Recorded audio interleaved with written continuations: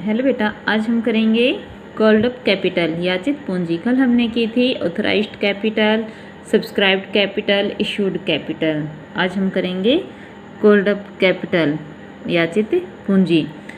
तो याचित पूंजी से आशय प्रार्थमिक पूंजी के उस भाग से है जो संचालकों द्वारा अंशधारियों से मंगाया जाता है। उदाहरण के लिए, यदि 100 रुपये वाले 12,000 अंशों पर संचालक 60 रुपये पर शेयर पर अंश मंगाता है तो याचित पूंजी कितनी हुई?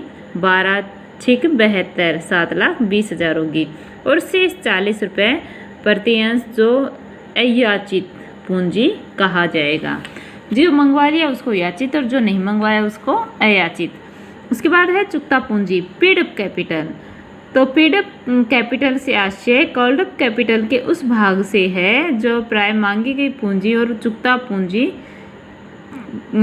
के राशि बराबर हो जाती है, या जो हिस्सा प्राप्त हो गया है तो ये गैर बराबर होती है, सिवाय इसके कि कुछ अंशधारी मांगी गई राशि न चुकाए।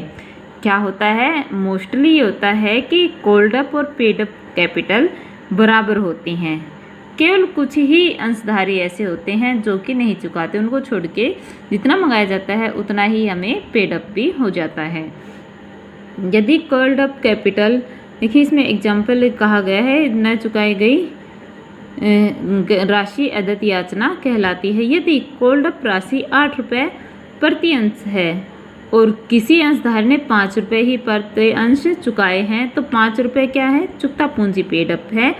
बल्कि मांगी गई पूंजी में से अदत्त याचना को हम क्या कहेंगे? राशि को घटाने के बाद हमारी क्या हो जाएगी? चुकता पूंजी, paid up capital. It means paid up capital कितनी हुई? उसने जितने दिए, कॉल्ड अप 8 मांगे थे हमने और उसने चुकाए कितने? पेड कितने के? 5 रुपये। ठीक है। आगे है आरक्षित या संचित पूंजी, या हम इसको कह सकते हैं रिजर्व कैपिटल। तो कंपनी अधिनियम 2013 की धारा 65 के अनुसार केवल एक अंश पूंजी वाली असीमित कंपनी सीमित कंपनी में परिवर्तित होते समय संचित पूंजी रख सकती है। कौन सी कंपनी रख सकती है? असीमित कंपनी सीमित कंपनी में परिवर्तित होते समय। असीमित कंपनी जब सीमित कंपनी बनती है, अनलिमिटेड कंपनी लिमिटेड कंपनी बनती है तो वो अपने रिजर्व कैपिटल रख सकती है। कंपनी ऐसी दशा में कंपनी एक प्रस्ताव पास करके क्या करती है? प्रत्येक अंश के अंकित मूल्य में वृद्धि करके अपनी याचित पूंजी में वृद्धि कर सकती है और यह निर्धारित कर सकती है कि बढ़ी हुई पूंजी के किसी भी भाग को समापन को छोड़कर अन्य किसी भी दशा में मंगाया नहीं जाएगा।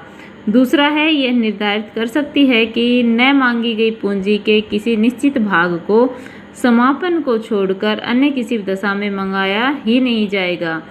तो ऐसी दशा में, एक दशा में बढ़ी हुई पूंजी को, नंबर 2 दशा में न मांगी गई पूंजी को के निश्चित भाग को संचित पूंजी कहा जाएगा। ठीक है। क्या है कि भाई जिसको आप सिर्फ डिसोल्यूशन के टाइम ही मंगवा सकते हो उसे ही हम क्या कहेंगे? Reserve capital. सीधी सीधी बात ये है इसकी। अभी कह रहे हैं कि कंपनी की स्थिति में अंश पूंजी का प्रकटीकरण किसके अकॉर्डिंग होता है? कंपनी अधिनियम 2013 के अनुसूची 3 के अनुसार। कैसे शो किया जाएगा? हम ऐसे इसको बैलेंस शीट में दिखाएंगे। क्या लिखाएंगे? हमारा हेडिंग क्या होगा? इक्विटी एंड लायबिलिटी, और सब हेडिंग क्या होगा? Share holders fund. इसमें हमारे पास होंगे share capital, reserve and surplus, money received against share warrant.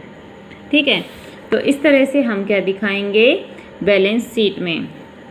अब ये कह रहा है कि नोट ऑफ अकाउंट कैसे बनाएंगे? तो सबसे पहले हम लिखेंगे शेयर कैपिटल। उसमें हमने जो ऑथोराइज्ड कैपिटल मंगवाई है वो शेयर, इक्विटी शेयर की और प्रेफरेंस शेयर की। ऑथोराइज्ड यानी कि स्टेप टू स्टेप जो हमारे कैपिटल उसके अकॉर्डिंग चलेंगे। तो पहले है ऑथोराइज्ड कैपिटल, उसके बाद आते हैं हमारे इश्यूड कैपिटल, उसके बाद आती है सब्सक्राइब्ड कैपिटल और उसके बाद हमारे कॉल्ड अप और पेड अप आती हैं। तो ये हमारा परफॉर्मा होता है नोट्स टू अकाउंट्स का। ठीक है।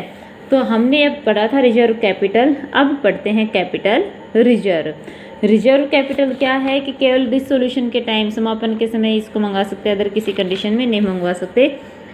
तो अब देखते हैं कैपिटल रिजर्व क्या होता है।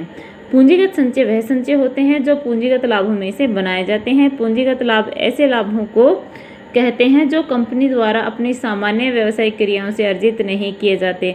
अतः पूंजीगत संचय को कंपनी अपने अंशधारियों में लाभांश वितरण के लिए प्रयोग नहीं कर सकती। नीचे कुछ ऐसी पूंजी यानी कि इसको आप क्या सामान्य क्रियाओं से अर्जित नहीं किए जाते, उनको क्या कहते हैं? पूंजीगत ना कैपिटल रिजर्व। अतः पूंजीगत संचय को कंपनी अपने अंशधारियों में लाभांश के लिए नहीं कर सकती। किस किस के लिए इसका यूज कर सकती है? स्थायी संपत्तियों के बेचने पर लाभ से ये बनता है। पूंजीगत संचय किस किस से बनता है?